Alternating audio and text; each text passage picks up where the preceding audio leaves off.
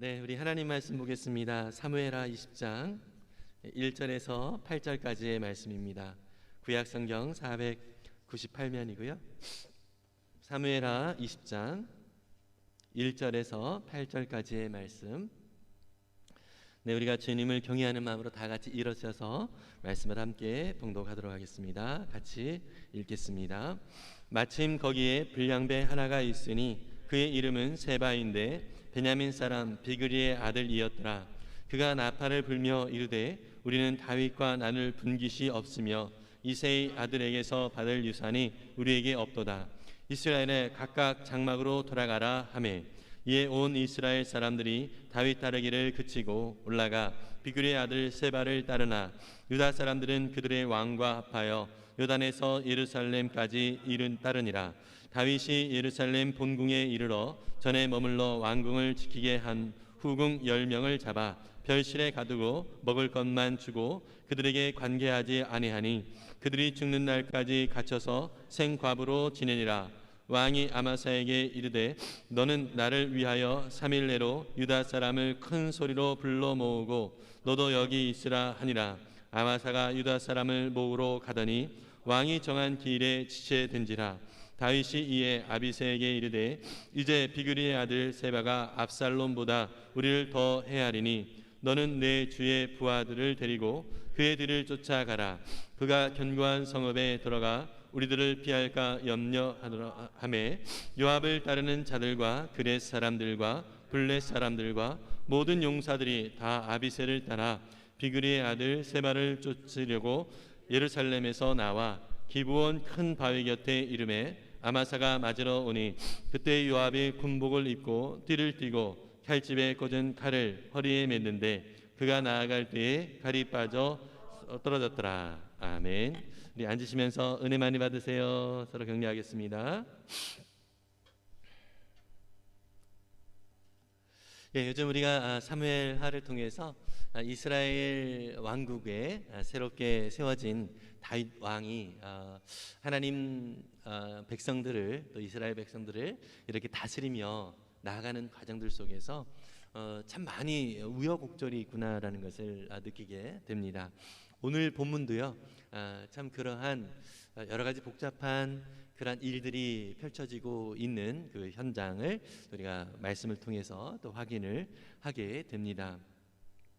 여러분, 하나님은요 이스라엘이라고 하는 나라를 택하셔서 그 이스라엘이라고 하는 나라가 하나님 나라의 아름다운 모습이 어떠한 모습인지를 보이기를 원하셨습니다.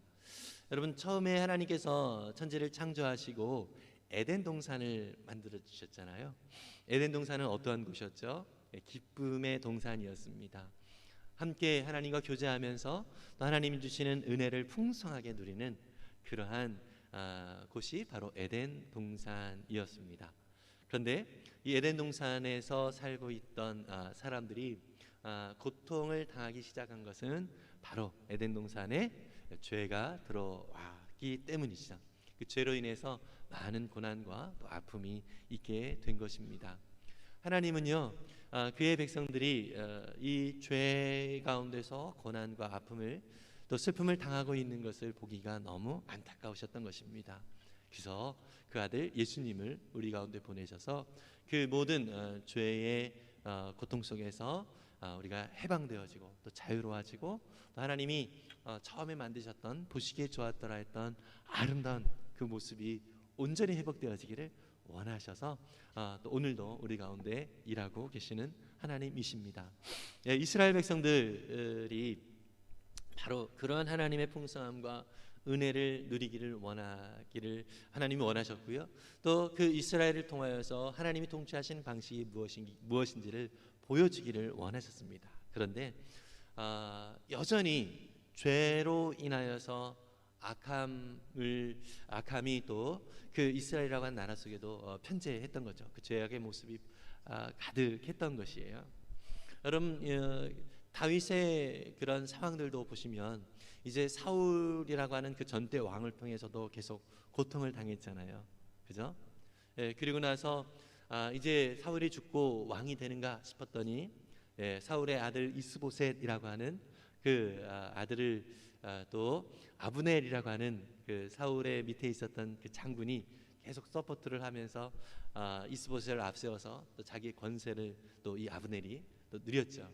또 그로 인해서 또 다윗은 계속 또 고통을 또 당하게 됩니다. 그런데 이스보셋이 조금 이 아브넬의 마음을 잘 읽어주지 못하니까 아브넬이 어떻게 합니까? 이스보셋을 배반하고 다윗에게로 또 돌아오게 되죠. 다윗은 반대편에 있던 사람이 자기한테 왔기 때문에 상당히 좀 왕의 역할을 하는데 유리한 그러한 위치임을 또 느끼게 된 것이죠. 그런데 다윗을 계속해서 옆에서 보좌하면서 군사령관으로 역할을 했던 요압이라고 하는 사람이 있습니다. 요압이 이 아브넬을 죽입니다. 사실 다윗의 그러한 의도와 상관없이 결국 그 다윗의 나라가 계속 피로 물드는 그런 상황이 되죠. 지난주에도 우리가 살펴보았지만 그뿐만 아니라 다윗에게는 아들이 있었죠. 그 압살롬이라고 하는 아들이 아버지 다윗을 배반을 합니다. 자기가 왕이 되고 싶어서 아버지를 제거하기 위하여서 군대까지 동원을 합니다. 그런데 어쩔 수 없이 이 예루살렘 궁에서 피신을 해가지고 피하여 있는 그러한 다윗이 이제 자기 자신을 죽이려고 아들의 군대가 이제 다가오니까 어떻게 합니까? 자신도 어쩔 수 없이 군대를 편성을 해가지고 거기에 대응을 하게 되죠. 그러면서 신신당부를 합니다. 어떤 당부를 하죠? 자기 아들 압살롬을 만나게 되면 너그럽게 좀 대했으면 좋겠다. 그 생명은 절대로 해치지 않았으면 좋겠다. 이렇게 부탁을 하죠. 그런데 그 부탁을 완전히 무시한 또 다윗의 신하가 있었죠. 바로 요압이라고 하는 사람이었죠. 이 요압이 바로 이 압살롬을 죽입니다. 요압은 어떻게 목표지향적이었던 사람 같아요. 그래서 목표지향적으로 살아가다 보니까 이스라엘이라고 하는 나라가 안정적으로 되어지기 위해서는 다윗을 배반하는 사람들이 모두 제거가 되어져야 된다는 인간적인 생각을 하게 된 것이죠. 아버지 다윗의 마음은 전혀 일치를 못했던 것입니다. 이런 상황 속에서 이제는 다윗이 이제 안정적으로 이스라엘 나라를 이제 통치를 할 수 있을 것처럼 생각을 했는데 여러 가지 과정을 통하여서 다윗이 이 사람 저 사람을 이렇게 포용을 하다 보니까 이스라엘 백성들 사이에서 어떤 일이 벌어집니까? 서로 다윗의 편에 들었던 사람들은 마음에 또 다윗을 또 따르지만 다윗에게 또 서운한 또 생각을 가지고 있는 사람들이 생기는 거예요. 이러던 차에 오늘 본문 속에 보니까 세바라고 하는 불량배가 나오는 거죠. 여러분 이 불만이 생기면 무엇인가 불만이 생기고 만족스럽지 못한 일이 생기면 어떠한 건수를 찾습니다. 그죠? 바로 좋은 비록 불량배이지만 다윗을 반대할 수 있는 어떤 리더로서 이 세바라고 하는 좋은 인물이 또 등장을 한 것입니다. 세바를 통해서 다윗을 또 배반하는 세력들이 생기게 됐습니다. 사실 이러한 상황 속에서 다윗은 예전에 그 자기 죽은 아들 압살롬을 따랐던 아마사라고 하는 인물을 군대의 장관으로 세워서 이 세바의 세력을 무찌르도록 그렇게 합니다. 그래서 3일이라고 하는 기한을 줘서 유다의 그 군사들을 잘 소집을 좀 해달라라고 부탁을 하죠. 그런데 이 아마사는 그 임무를 제대로 못했던 것 같습니다. 실력이 좀 없었던 것 같습니다. 여러분 그런 것 때문에 다윗은 또다시 사실 이제 더 암덩이와 같은 이 세바의 반역 세력들이 커지기 전에 이것을 조치를 해야 되기 때문에 사실 아마사가 그 역할을 그 임무를 못하니까 다른 사람을 또 시키는데 우리가 생각할 때 요압이라고 하는 아주 훌륭한 그 지휘관이 있었잖아요. 군 지휘관이. 그런데 자기 아들을 죽인 요압이에요. 그러다 보니까 이 요압에게 그 일을 시키지 않고 어떻게 합니까? 요압의 동생 아비새라고 하는 이 사람도 이제 군대 장관이죠. 그래서 그 지휘관이었기 때문에 그 아비새에게 그 일을 시킵니다. 그런데 사실 그 일은 그 형인 요압이 주도를 하죠. 그러면서 우리가 이제 20장 전체를 또 읽지는 않았지만 결국 이 요압이 결국 아마사라고 하는 다윗이 그 압살롬 편에 섰던 그 아마사, 그쪽 사람들을 함께 마음을 또 모으기 위해서 택했던 그 아마사를 이 요압이 또 제거를 합니다. 어쨌든 계속해서 이 인간적인 그런 마음에 이 요압은 다윗 왕의 그런 의도와 상관없이 자기 마음대로 모든 것들을 또 처신을 하고 있는 것을 볼 수 있어요. 나중에도 보면 이 세바, 반역했던 이 세바의 세력들이 아벨이라고 하는 성에 이렇게 피신을 하게 되거든요. 근데 이 요압은 이 아벨 성 전체를 다 멸절을 하려고 하는 거예요. 누구 때문에? 이 세바 때문에. 그죠? 그런데 이 아벨 성에 아주 지혜로운 여인이 있었습니다. 이 여인이 요압과 딜을 하죠. 어떻게 딜을 하죠? 당신이 원하는 것이 이 세바 아닙니까? 반역한 사람 세바 아닙니까? 우리 이 세바 때문에 우리 성읍, 이 아벨 성읍 전체가 다 멸망을 받는 것은 타당치 않습니다. 우리가 이 세바의 목을 넘겨둘 테니, 세바를 죽여줄 테니 절대로 우리 아벨 성읍을 패하게 하지 않기를 바랍니다. 이러면서 딜을 하죠. 결국 이 지혜로운 여인이 세바를 이제 목을 잘라서 그 요압에게 넘겨줌으로 또 이 아벨 성읍이 평화롭게 유지가 되어지는 그러한 일을 또 우리가 20장 전체를 통하여서 확인을 하게 됩니다.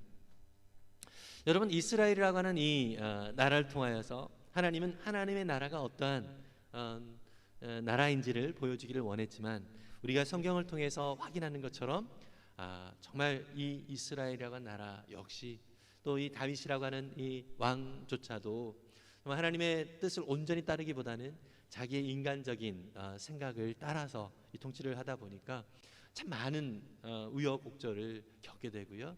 또 정말 피가 이 이스라엘 나라에 끊이지 않는 그 피의 전쟁이 계속 이어지고 있는 것을 볼 수 있습니다. 여러분, 그래서요 오늘 이 본문을 통하여서 우리는 이스라엘이라고 하는 이 나라가 하나님께서 보이시기를 원하시는 정말 귀한 나라였지만 계속해서 인간의 그 죄된 영향력들이 그들 가운데 펼쳐짐으로 인하여서 하나님의 온전하신 뜻이 밝히 나타내지 못하는 그러한 나라가 되어졌잖아요.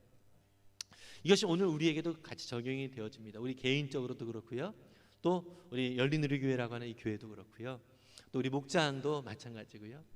하나님은 우리를 구원하셔서 이 땅에 하나님의 나라가 무엇인지를 보이기를 원하고 계십니다. 그러나 이 하나님의 나라를 온전히 세워가는 데 있어서 방해하는 많은 세력들이 여전히 우리를 힘겹게 만듭니다. 그렇죠? 그래서 우리는요 이 땅 가운데서 우리의 정말 존재가 어떠한 존재인지를 확인하고 또 주님께서 기뻐하시는 하나님의 나라를 온전하게 보여주는 나 개인, 또 우리 목장, 또 우리 열린우리교회가 되기 위하여 우리는 어떠한 모습으로 나아가 될지를 좀 살펴볼 수 있기를 바랍니다. 여러분, 예배 신학을 공부하다 보면 예배학이라고 하는 학문이 있는데요. 거기에서 정말 성령의 임재, 하나님의 임재를 경험하는 정말 충만한 예배를 경험하기 위한 조건 중에 한 가지가 어떤 것이냐면 이런 이야기가 있어요. 예배에 참여하는 성도들 중 3명 중 1명꼴로 예배를 사모하고 또 하나님께 집중을 한다면 그 예배는 하나님의 풍성한 임재를 경험하는 예배가 된다. 이렇게 표현을 하고 있습니다. 모두가 아니에요. 100%가 아니어도 3명 중 1명. 여러분, 지금 우리가 드리는 예배가 정말 하나님의 임재를 경험하는 은혜로운 예배입니까? 그렇게 느껴진다면 우리 중에 3명 중에 1명 이상은 주말을 우리 주중을 보내면서 계속 하나님의 예배, 하나님께 예배하는 것을 사모하고 또 그 삶이 하나님 앞에 정말 예배하는 삶으로 온전히 드려지는 삶으로 그렇게 하나님 앞에 나아가는 삶을 살았던 사람들이 있기 때문에 우리 예배가 정말 풍성한 예배로 드려질 수 있게 된다는 것이죠. 여러분, 우리 목장도 그렇습니다. 목장도 또 하나님의 은혜와 또 하나님의 그 풍성함을 사모하며 나아가는 사람들이 이렇게 많이 있다면, 3명 중에 1명만이라도 있다면 어떻게 합니까? 그 목장을 통해서 많은 사람들이 함께 은혜를 누리고 또 하나님의 풍성함을 경험하게 됩니다. 이번에 컨퍼런스를 통해서 제가 같이 이렇게 우리 목사님들 사모님들끼리 말하자면 목장 모임을 했어요. 육격줄 기도회라고 목장 모임을 하는데, 부산에서 온 어떤 목사님이 이제 목장을 본인이 직접 3개를 운영을 하신대요. 그래서 대단하십니다. 근데 목사님 힘들지 않으세요? 이렇게 얘기를 해요. 근데 그 교회가 참 좀 특징이 좀 있어요. 교회에 교회를 성도들을 3그룹으로 나눌 수가 있다고 목사님 얘기하더라고요. 그게 이제 첫째가 노숙자들, 그리고 둘째는 암 환자들, 그리고 3번째는 신용불량자들. 이 3 속에 다 속한대요, 성도들이. 그러다 보니까 이 목장을 그래서 성도들이 자꾸 세워져서 목장 모임을 하게 되는데, 목사님 정말 대단하세요. 어떻게 3개 목장까지 그렇게 만드시고 참 훌륭하십니다. 이러면서 얘기를 했는데, 목사님이 한탄을 하시면서 하시는 말씀이 뭐냐면, 같이 모이면 싸우는 사람들이 있어서 분리를 한 거라고. 그래서 목사님이 안 싸우는 사람들끼리 모아놓고 그 사람들하고 같이 목장 모임을 하는데, 그럼 그 사람들끼리 잘 하도록 하면 되지 않겠습니까? 이제 했더니 목사님이 빠지면 또 싸운대요.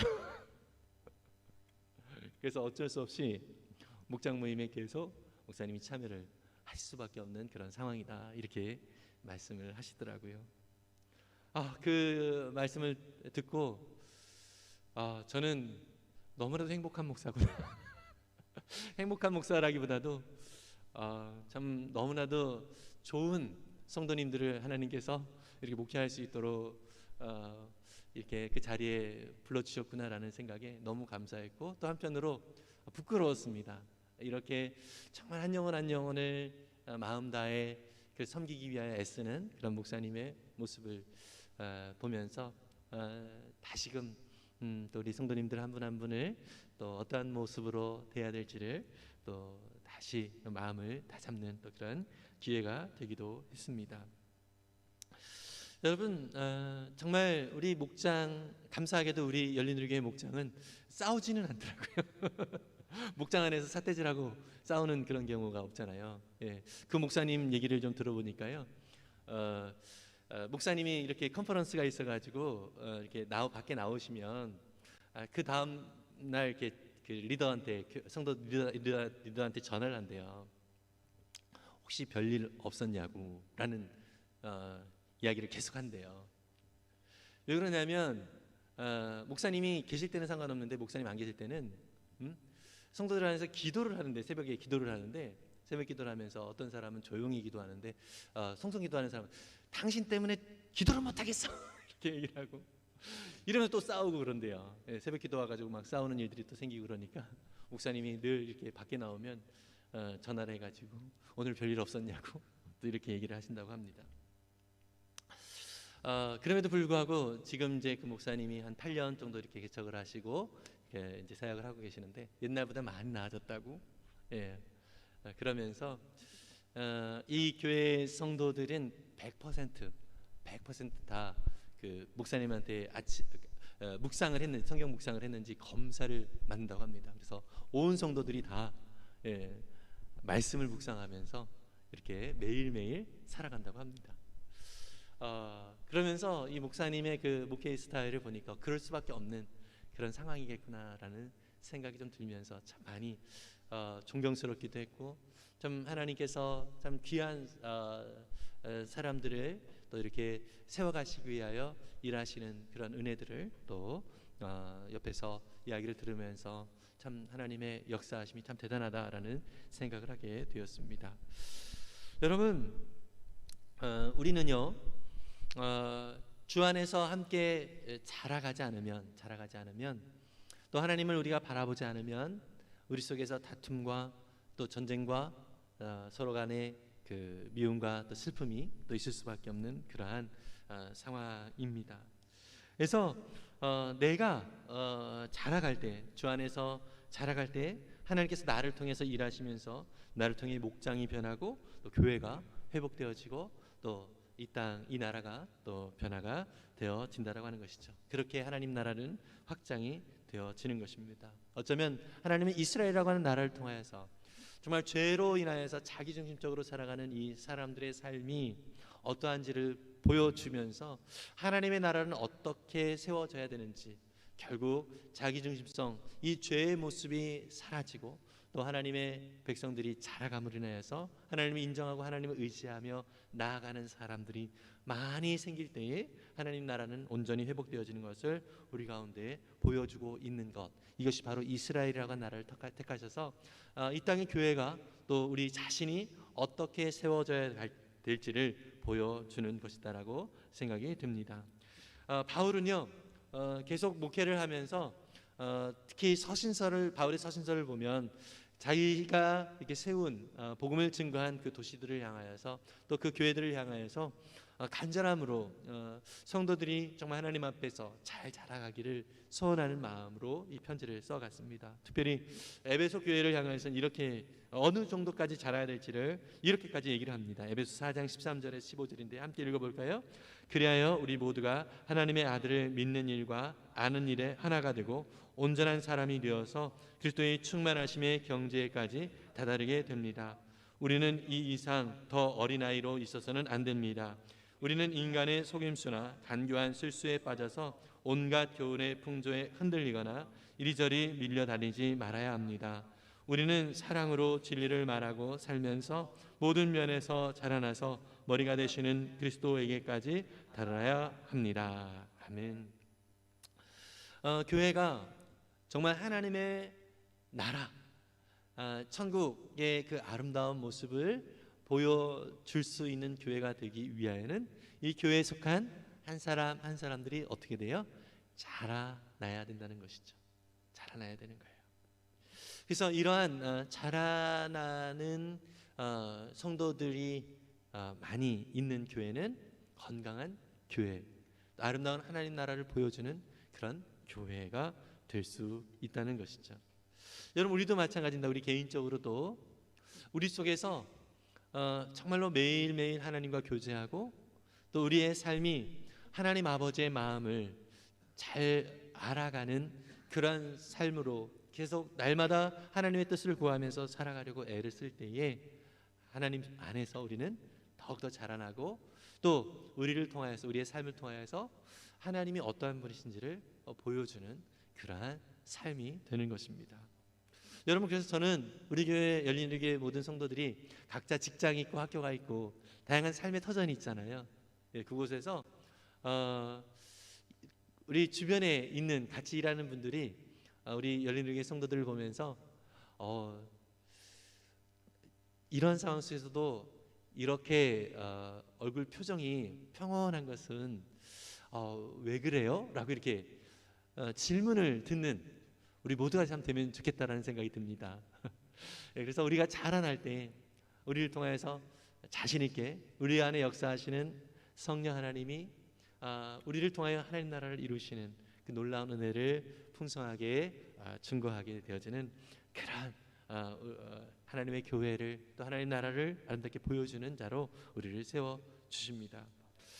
여러분, 그래서 이 이스라엘이라고 하는 나라도요, 오늘도 보면 여러 가지 다윗을 통하여서 이스라엘이라고 하는 하나님이 택하신 나라가 무엇인지를 보여주기를 원했지만 계속해서 다윗 자신도 하나님의 뜻을 온전히 따르기보다는 인간적인 생각을 앞세우기도 했고요. 그리고 많은 사람들이 각자 어떻게 해요? 자기의 뜻을 따라서, 특히 아까도 얘기했던 요압이라고 하는 이 지휘관도, 군지휘관도 왕의 명령을 따라서 행하지 않고 자기의 생각대로 행하는 이러한 모습을 통하여서 하나님 나라가 온전히 나타나는 데 있어서 계속 지체가 되고 방해가 되어진 것을 볼 수 있습니다.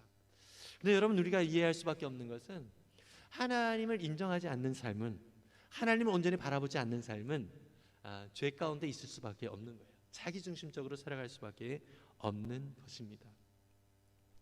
그래서 사람들이요, 자기의 뜻을 따라 살지 아니하고 선한 뜻을 따라, 하나님의 뜻을 따라 살아가는 것은 사실 어떻게 보면 기적과 마찬가지죠. 바울은 로마서 3장 23절에서 모든 사람이 죄를 범하였으면 하나님의 영광에 이르지 못했다라고 말씀을 하고 있죠. 그래서 모든 사람이 죄 가운데 있어서 하나님의 영광을 바라보지 못하는 그런 존재가 됐어요. 예레미야는 심지어 이렇게까지 얘기합니다.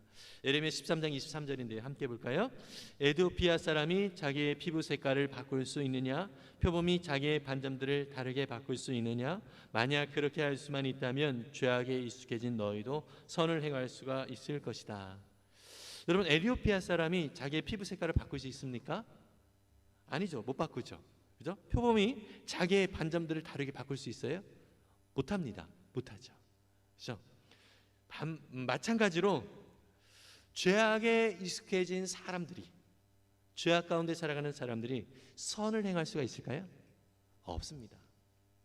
말하자면 사람들은 죄악만 이 땅 가운데서 나타내며 살 수밖에 없는 존재라고 하는 것을 분명하게 보여주는 내용이 바로 이런 예레미야의 말씀인 것입니다. 여러분, 우리는요, 죄 가운데 살 수밖에 없는 존재들이었습니다. 그런데 이러한 죄 가운데 살아갈 수밖에 없는 내가 어떻게 됐어요? 예수님과 함께 십자가에서 죽었습니다. 믿으십니까?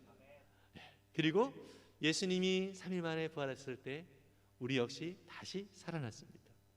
우리는 거듭났습니다. 믿으십니까? 그래서 이제 우리는요, 지금 우리가 살아가는 것은 옛날 주님을 알지 못했던 때의 내가 아니라 주님과 함께 죽고 주님과 함께 다시 살아난 그러한 존재로서 우리가 오늘을 살아가고 있는 것입니다. 여러분, 그래서 사실 어쩌면 우리가 예수님을 믿고 믿음으로 살아가고 하나님의 뜻을 따라 살아가는 이 사실 자체가, 이것은 기적과 같습니다. 우리는 원래 그렇게 할 수가 없는 자들이거든요. 우리는 본질적으로 죄인이었습니다. 마치 사과나무는 열매를 맺지 않는 어린 묘목일지라도 이 존재 자체는 뭐였죠? 사과나무인 것처럼, 또 열매를 맺힐 때도 사과나무이고 열매를 맺지 않을 때도 사과나무예요. 우리가 죄의 열매, 겉으로 보이는 죄를 짓지 않더라도 우리는 죄의 나무인 거죠. 원래가 본질적으로 죄인이었어요. 그래서 우리가 행하는 모든 일들이 죄라는 것이죠. 그러나 이제 우리는 예수님 때문에, 예수님과 함께 죽고 예수님과 함께 다시 살아남으로 어떻게 됐어요? 우리 속에서 이제는 선을 행할 수 있는 그런 기회가 우리 가운데 생길 수 있게 되었다는 것이죠. 이게 참 감사한 일이에요. 아까 말씀드렸던 그 부산에서 사역하시는 그 목사님 이야기가 아주 재밌었어요. 왜냐하면 너무 특별한 사역을 하고 있었기 때문에. 그분이 이제 나누면서 하시는 말씀이 그런 말씀을 하시더라고요. 자기 딸에 대한 얘기를 하는데 최근에 딸이 예수님을 영접했다라고 말씀을 표현하더라고요. 깜짝 놀랐죠. 아니, 그러면 전에는 예수님 믿질 않았어요? 이런 질문을 했더니 딸은 본인은 예수님 믿는다고 했대요. 믿는다고 했는데 자기가 볼 때는 그 증거가 안 나타나서 그래서 자기가 딸이 나 예수님 믿어 이렇게 얘기를 하면 도대체 너 예수 믿는 증거 좀 보여줘봐 이러면서 자꾸 그 딸을 압박했다는 거예요. 그런데 요즘은 그 증거가 조금씩 보인다고 그러면서 이제 그런 이야기를 하시는데 무섭더라고요. 아주 여러분, 우리가 구원을 받았다, 생명을 얻었다라고 하는 것은 우리의 삶이 이제는 죄를 짓지 않는 인생이다라는 이야기면 참 좋겠지만 사실 죄의 영향력은 여전히 우리 가운데 있습니다. 그러나 무슨 차이죠? 예수님을 믿음으로 인해서 이 죄에 대한 감각이 생겼다는 거예요. 그래서 예전에는 그냥 막 내 마음대로 살아가고 내 뜻대로 행하는 것이 아무렇지도 않았어요. 그런데 예수님을 믿고 나서는 어떤 차이가 생기죠? 내 마음대로 내 뜻대로 행하는 이 모든 삶이 어때요? 불편해져요. 불편해져요. 이런 차이가 있는 거예요. 감각이 생겼기 때문이라는 거죠. 그래서 우리는 날마다 우리의 모든 삶 속에서 우리 가운데 역사하시는 성령 하나님께서 일하시는 놀라운 은혜를 기대하면서 우리 안에 역사하시는 하나님을 의지하며 살아가는 삶이 끊임없이 이어져야 합니다. 그렇지 않고는 우리가 죄에 여전히 머물러 살아갈 수밖에 없는 존재가 되는 것이죠. 그래서 우리는요, 날마다 새롭게 우리의 정체성을 말씀 앞에 확인을 해야 하는 것이죠. 요한복음 10장에 보면은요, 예수님은 자신을 이제 목자로 비유를 하면서 우리를 양으로 말씀을 하시죠. 그러면서 자신이 온 것은 양으로 하여금 생명을 얻고 풍성함을 누리게 하려고 오셨다라고 말씀을 했어요. 여러분, 우리는 예수님을 믿고 구원을 얻었습니다. 그런데 우리의 삶 속에서 우리 주님께서 허락하신 그 풍성함을 날마다 누리고 있습니까? 여기에 대해서는 조금 자신 있게 아멘이라고 말씀드리기가 좀 어려운 분들이 있으라고 생각이 됩니다. 예수님은 분명히 우리가 이 땅 가운데서 풍성함을 누리며 하나님이 주시는 그 은혜를 누리며 살아가기를 원하고 계셔요. 그러나 우리가 우리의 삶을 돌아보면 정말 우리가 풍성함을 누리고 있습니까? 라고 돌아봤을 때 정말 그러한 풍성함을 누리고 있는가? 한번 우리 스스로가 좀 물음표가 되어지죠. 왜 그럴까요? 우리는 죄에서 자유함을 얻었지만 날마다 우리 안에 역사하시는 성령 하나님을 의지해야 하는 것입니다. 그래서 성령님을 의지하지 않고 내 뜻과 내 생각대로 살아가면 자랑함이 없는 거예요. 하나님의 풍성함을 누릴 수 있는 그러한 은혜가 내 안에 없게 되는 것이죠. 여러분 여행을 간다고 한번 가정을 해봅시다. 영어를 사용하는 그 지역에 여행을 간다라고 했을 때 거기서 내가 만약에 영어를 전혀 못한다 그러면 그 여행이 정말 행복하고 즐거울까요? 많이 불편할 거예요. 그죠? 그러나 내가 영어를 잘한다 그러면 거기서 누릴 수 있는 것들이 많이 있겠죠. 그죠? 마찬가지입니다. 여러분, 우리는 하나님 나라의 백성으로서 우리의 삶이 하나님의 기뻐하시는 언어로 바뀌어지고 또 하나님이 기뻐하시는 생각으로 바뀌어진다면 이 땅에서 누리는 하나님 나라가 풍성해져요.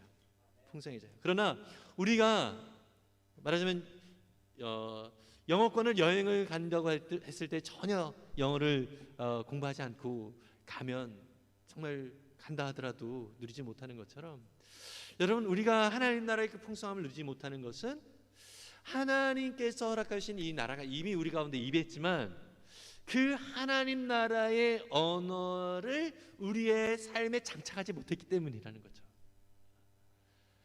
그것은 어떻게 해야 되는 것이죠? 그렇다면 우리가 날마다 주님과 함께 교제하고 주님의 생각을 나의 삶에 채워야 되는 것이죠.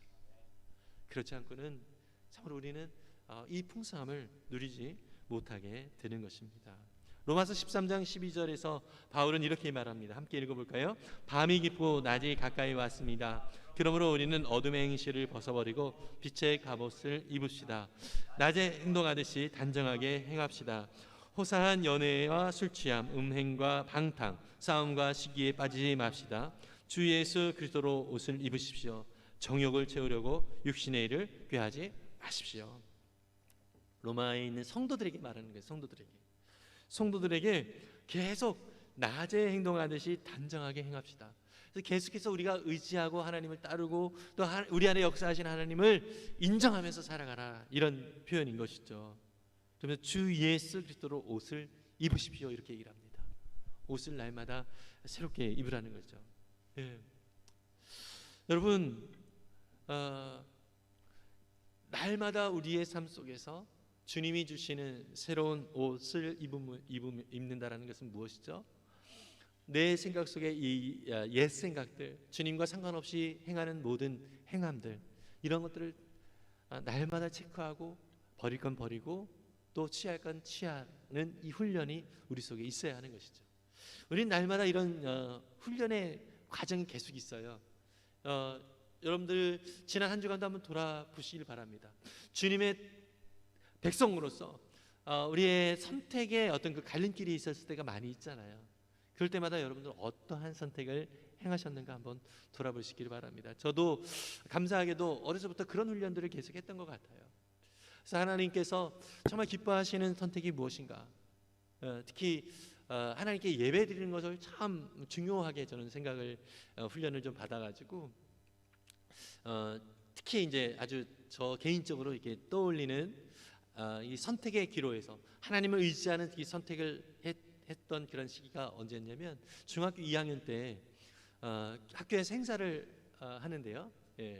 제가 우리 그 2학년 전체 한 300명 정도 되어졌는데 전체 앞에서 이렇게 구령을 하면서 매스 게임을 하는 그런 행사였어요. 그런데 체육 선생님이 주일날 예배 시간에 모이라고 하는 거예요. 행사일이 가까워 오니까 연습을 해야 된다고. 선생님한테 제가 요청을 했죠. 그 시간에 예배 드리는 친구들이 많이 있다 보니까 좀 시간을 좀 바꿔서 하면 안 되겠냐고 그렇게 요청했는데 안 돼 임마 그렇게 말씀을 하시더라고요. 그래서 계속 말씀을 좀 드렸죠. 우리 예수 믿는 사람들은 예배를 드리는 게 참 중요하기 때문에 주일날 이 시간은 어렵습니다. 그래서 이제 했더니 나와야 돼 뭐 이러면서 막 아주 강압적으로 그렇게 하시더라고요. 어떻게 했을까요? 제가 안 나갔어요. 안 나갔어요. 그 다음 날 이제 체육 시간에 체육 선생님이었는데 저를 이제 부르시더라고요. 그래서 쇠파이프로 엉덩이를 때렸는데 때리시는데 참 많이 힘들었지만 한편으로는 감사했습니다. 왜냐하면 제 안에 예수님을 믿는 어떤 그 선택으로 인한 흔적이 좀 생겼기 때문이죠. 물론 잘했다라는 얘기를 하는 게 아니라 저는 개인적으로 하나님의 뜻을 따르는 게 무엇인가라고 하는 훈련을 하면서 계속해서 하나님 앞에 그런 시작을 했다는 거죠. 사실 그때의 경험을 그 뒤로부터 계속 이렇게 판단하고 또 선택해야 되는 어떤 그 상황들 속에서 하나님께 의지하는 훈련이 있었어요. 물론 제가 했던 그 선택이 하나님이 기뻐하시는 선택이었는지 그렇지 않았는지 이것은 잘 모르겠습니다. 그러나 분명한 것은 제가 그런 태도를 보였다는 거죠. 이것만큼은 하나님이 기뻐하셨으리라고 믿습니다. 여러분 그렇습니다. 뭘 결정하는 것이 정말 바른 것인지 진정 하나님 기뻐하시는 것인지 잘 모를 수 있어요. 그러나 우리의 태도, 하나님이 기뻐하신 것이 무엇인가를 계속 고민하며 그 상황 속에서 하나님의 뜻 안에 거하려고 애쓰는 우리의 태도, 이것을 하나님이 기뻐하시라고 믿습니다. 그래서 날마다 우리 속에 예수 그리스도를 옷 입고 또 우리의 삶이 그렇게 하나님의 뜻을 나타내는 삶으로 아름답게 이루어가는 저와 여러분들의 삶이 될 수 있기를 바랍니다. 그렇게 되어지면 우리 속에서 계속해서 하나님께서 내게 허락하신 그 약속하신 것들을 풍성하게 발견하고 누리게 됩니다. 여러분 정말 부탁을 좀 드리고 싶은 것은 이 훈련을 좀 매순간 했으면 좋겠습니다. 매순간 우리가 말을 할 때도 그렇고요. 작은 행동 하나라도 정말 이 훈련을 계속했으면 좋겠어요. 그래서 우리 안에 역사하시는 성령 하나님이 정말 기뻐하신 것이 무엇인가를 늘 확인하고 늘 점검하고, 그래서 하나님 기뻐하시는 것이 아닌 것 같다라고 느껴지면 과감하게 그것들을 멀리하는 그러한 노력이 우리 속에 있기를 바랍니다. 그렇다면 우리 속에 점점 하나님의 뜻을 더 분명하게 바라보고 또 성장이 이루어지게 되고요. 또한 우리를 통하여서 하나님의 나라가 아름답게 확장되어지는 귀한 은혜를 경험하게 되는 것입니다. 여러분 우리는요 매일매일 우리의 삶 속에서 참으로 지혜로운 것은 하이데거도 그런 말을 했습니다. 사람에 대한 이해를 죽음에서 시작을 했다라고 그래요. 그래서 자신이 이렇게 피할 수 없는 죽음 앞에 선 존재라는 것을 깨닫는 것은 죽음으로서의 선구라고 표현을 했어요. 선구자 그러잖아요.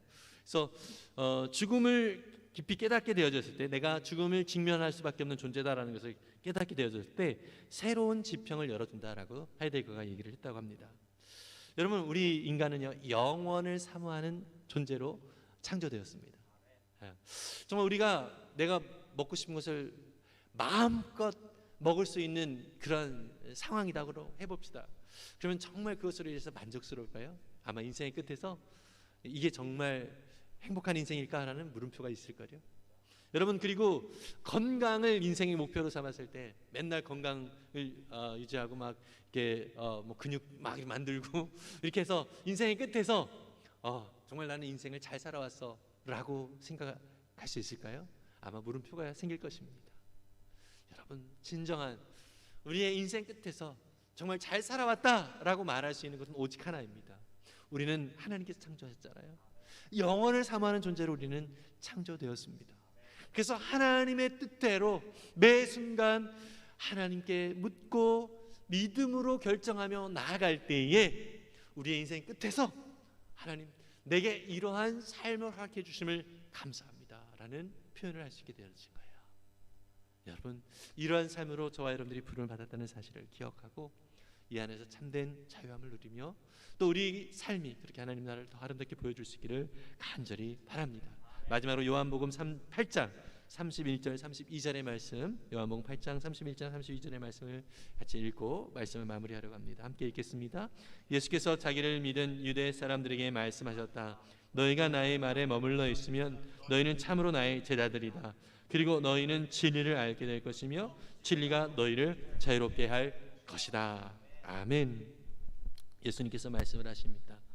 너희가 나의 말에 머물러 있으면 늘 저와 여러분들이 하나님 말씀 안에 머물러 있으면 우리는 예수님의 참 제자가 되고요.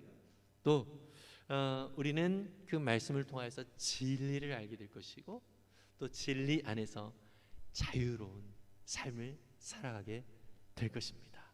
여러분, 이러한 자유함이 저와 여러분 가운데 풍성하게 임하기를 간절히 바랍니다. 그런 은혜를 더욱더 소망하면서 믿음으로 나아가는 우리 모든 삶이 되기를 간절히 바랍니다. 우리 함께 내가 주인 삼은 모든 걸 내려놓고 찬양을 하고 잠시 기도하는 시간 갖겠습니다. 내가 주인 삼은 모든 것 내려놓고 내 주 대신 주 앞에 나가 내가 사랑했던 모든 것 내려놓고 주님만 사랑해. 정말 주님만을 바라보며 나아가는 사람들에게 있어서는 어떠한 상황 속에서도 우리는 안정감과 평안함을 누리며 주님을 바라볼 수 있게 됩니다.